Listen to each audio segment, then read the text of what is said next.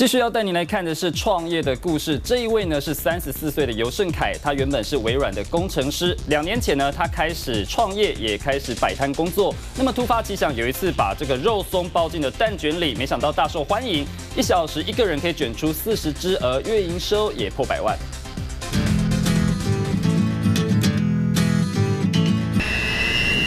进口奶油打到绵密融化，加进洗选蛋、砂糖和低筋面粉搅拌。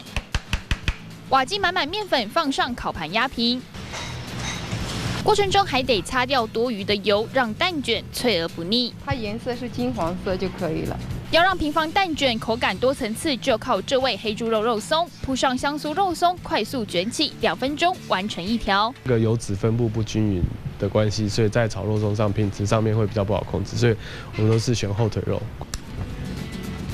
1人雇4炉，每小时能卷出40只。这些快手都是2度就业的妈妈，是想要帮助他们，所以我们的妈妈们基本上上下班时间是自己决定的。戴着眼镜，斯文，34岁的尤胜凯原本是微软工程师，2年前兴起创业念头，开始了兼职生活。 一天大概睡6、7个小时啊，那就是白天上班嘛，然后晚上就回来做实验，然后假日就去跑文创市集。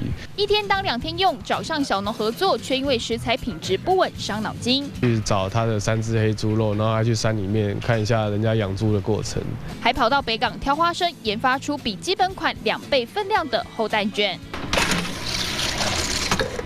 搅拌勺、蛋盒当装饰，特殊口味结合文创设计，开店半年卷进100万月营收。东森财经新闻，萧涵、沈运腾，新北市报道。